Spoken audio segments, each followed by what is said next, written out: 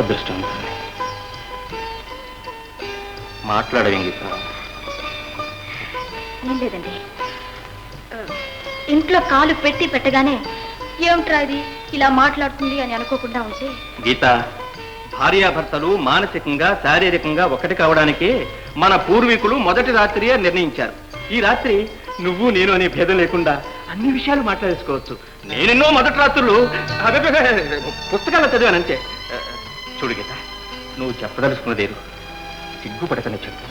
మరి మరి మరి లేదు గిరిలేదు, చెప్పు గీత. నన్ను మీ తమ్ముడు యగాదిగా అదే పనిగా చూస్తున్నాడండి. చూశాడా? బాగా చూశాడా? నాకు తెలుసు, కాసేపు ఉంటే వాడిని చెయ్య పట్టుకునేవాడు. వాడు డాక్టర్. సాయంకాలం వాడు నాతో ఏమన్నా తెలుసునా? అన్నయ్య, వదిన చాలా బలహీనంగా ఉంది, పరీక్ష చేయాలి అన్నాడు. రే రే, ఈ రోజు మొదటి రాత్రి రా, నీ భూతద్ద పరీక్షలు వద్దురా అన్నాను. ఎవరన్నా తెలుసునా? అలాగే అన్నాడు. మీ తమ్ముడికి మీరంటే అంత ప్రేమ? ప్రేమ, అభిమానం, గౌరవం అన్నీ. మేము ఇంతవరకు అసలు దెబ్బలాడుకోలేదు తెలుసా? చిన్నప్పుడు ఎప్పుడో ఒక్కసారి, అది కూడా గోళీలు ఆడుకునేటప్పుడు అంతే. మా ఇంట్లో ఎవ్వరూ ఎప్పుడూ సరదా కూడా గొడవలు పెట్టుకోరు. అంత ఐకమత్యం. చాలా సంతోషం అండి. మీరెన్నైనా చెప్పండి, ఇల్లైనా పడకటిల్లైనా కలహం లేకపోతే ఆ కాపురం కారం లేని కూరలా ఉంటుంది. ఇదిగో చూడు, ఈ కలహాలు కారాలు మాకు ఇష్టం లేదు. కోప్పడకండి, నాకంతా ఏదో కొత్తగా ఉంది. ఈవేళంతా కొత్తగానే ఉంటుంది. సరే, నేను చాలా విషయాలు చదివాను, అందులో కొన్ని మర్చిపోయాను. అయినా పర్వాలేదులే.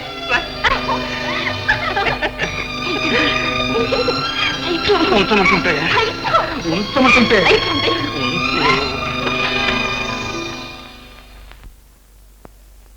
వెంకనా, ఏం చేస్తున్నావు? పెద్దయ్య గారికి కాఫీ కలుపుతున్నానమ్మా. నేను కలుపుతాను, నువ్వు వెళ్ళి. మంచిదమ్మా.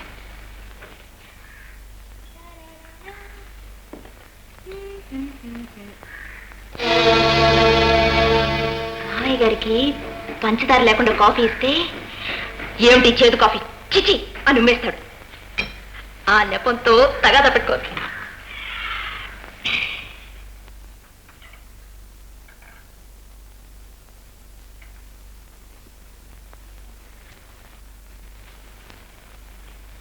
మావయ్య, కాఫీ.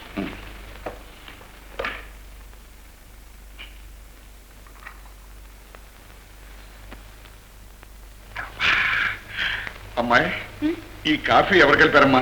నేనే మావయ్య. ఏ బాగోలేదా? తిట్టండి, బాగా తిట్టండి. మంచి పని చేస్తే ఎందుకు తిడతారమ్మా? నిజంగా నిన్ను ఎలా అభినందించాలో తెలియట్లేదమ్మా. కొత్త కోడలువైనా నాకు చక్కెర వ్యాధిని తెలిసి కాఫీలో పంచదార కలపకుండా తీసుకొచ్చా. మనసరిగి మసలకు నేను ఇలాంటి ఉత్తమరాలని నేను ఇంతవరకు చూడలేదమ్మా. పెళ్లి కావలసిన పిల్లలు అత్తవారింట్లో ఎలా నడుచుకోవాలో నిన్ను చూసి నేర్చుకోవాలమ్మా. గీత, నిజంగా నువ్వు మా ఇంటి కోడలివి కాదమ్మా, మా ఇంటి మహాలక్ష్మి. ధన్యురాలి మావయ్య, ధన్యురాలి. గీత, ఏమిటి అవతారం నువ్వును? ఏమిటత్తయ్యా? ఈ ముఖం నాకు చూపించకు, వెళ్ళు.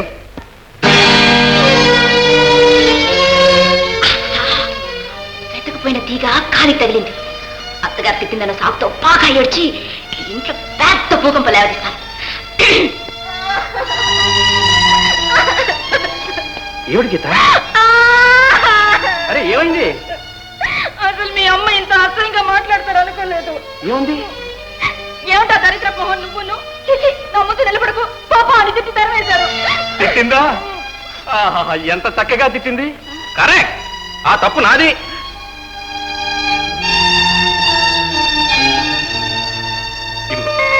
ఈ నగలన్నీ నీకోసం కొన్నవి, ఇవి నీకిమ్మని మా అమ్మ ఇచ్చింది.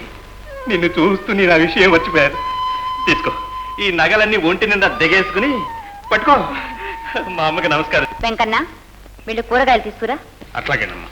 అత్తయ్య,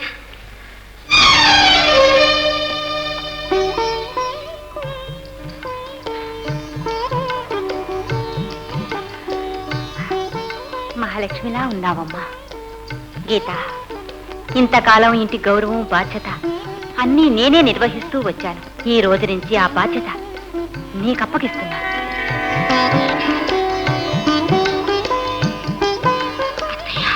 చూడమ్మా, కలిసి ఉంటే కలదు సుఖం అనే సూక్తికి మన కుటుంబమే నిదర్శనం.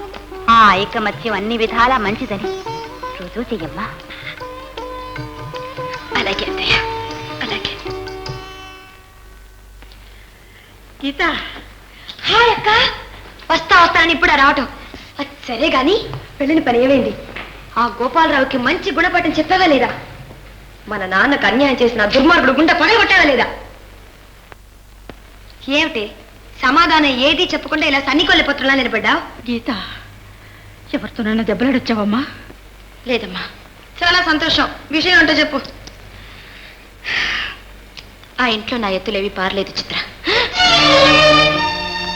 వాళ్ళ మనసులు చెడగొట్టాలని, మనుషుల్ని విడదీయాలని నేను చేసిన ప్రతి ప్రయత్నం వ్యర్థమైపోయింది. ఆప్యాయతకు, అనురాగానికి ఆ ఇల్లు పుట్టినిల్లు. మానవతకు, మంచితనానికి మరో పేరు మా అత్తగారు, మావగారు. అది ఇల్లు కాదు చిత్ర, స్వర్గం. అక్కడున్న వాళ్ళంతా దేవతలు. నోర్మై, నీకెంత ధైర్యమే? మన నాన్నగారికి అన్యాయం చేసిన రాక్షసులని మా ఎదుటే దేవతలని పొగుడుతున్నావంటే అది నీ తప్పు కాదే. అది కాదు చిత్ర. కాలే, వాళ్ళని మెచ్చి మేకతోలు కప్పడానికి కాదని నిన్ను అక్కడికి పంపింది. చిత్ర, నువ్వు ఆవేశంలో అర్థం చేసుకోకుండా మాట్లాడుతున్నావు. అర్థం చేసుకోకుండా మాట్లాడేది నేను కాదే. భర్త అనే ఒక బడుద్ద దొరకగానే మా మీద మమకారం చంపుకొని నువ్వు ఆ నీచుల్లో కలిసిపోయా. అమ్మా, వెళ్ళు వెళ్ళు. అమ్మతో ఏం మాట్లాడక్కర్లే. నువ్వు కనబడపోతే నీ ఆ బడుద్దాయి మొగుడు, ఆ గోపాలరావు మావగాడు నీకోసం అల్లాడిపోతారు. అమ్మా, చూసారా ఇది ఎలా మాట్లాడుతుందో? ఎందుకే అమ్మ అమ్మని పెద్దగా గొంతు తీసుకుంటా? నాకన్నా నువ్వు ముందు పుట్టావు కనుకనే నిన్ను ముందు ఆ ఇంటికి పంపించావు. నా అదృష్టం కొద్దీ నీ మొగుడికి ఒక తమ్ముడు ఉన్నాడు. ఎట్లాగైనా వాణ్ణి నేను పెళ్లి చేసుకుని ఆ ఇంటి కోడల్నై నువ్వు చెయ్యలేని పని నేను చేసి చూపిస్తానే. మన అమ్మ మనసు నేను చల్లారుస్తానే. అలా చేయకపోతే నా పేరు చిత్ర కాదు.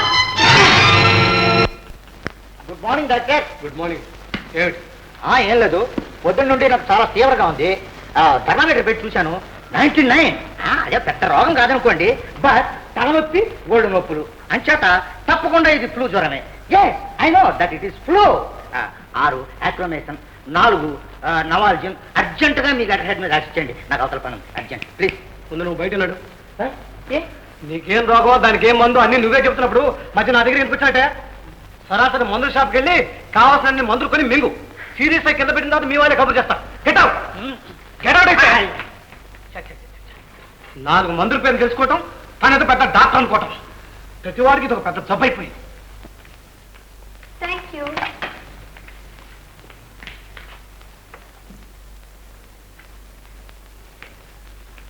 గుడ్ మార్నింగ్ డాక్టర్ బావా. ఏమి ఇలా వచ్చావు? ఎవరి మీద ఉన్న కోపం వచ్చిన పేషెంట్ మీద చూపించడం మంచి డాక్టర్ లక్షణం కాదు.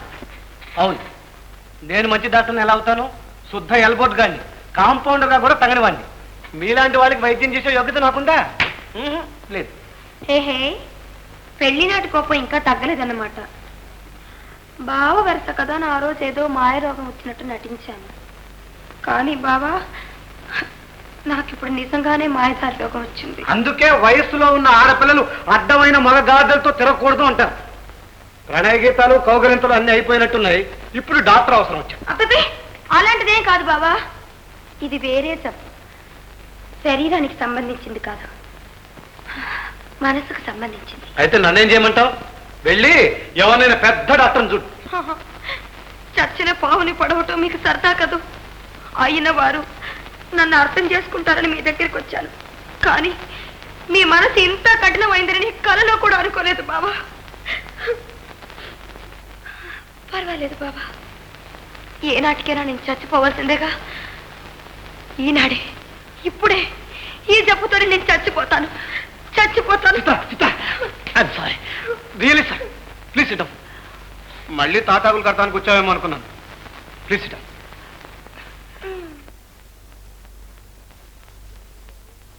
ఏమిటి నీ జబ్బు? పైకి బంతి పూలా ఉన్నావు.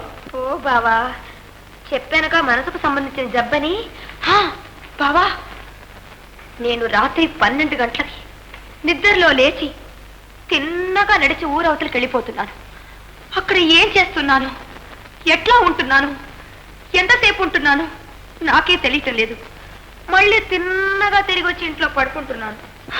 ఐసి అవును, అది నీకెలా తెలుసు?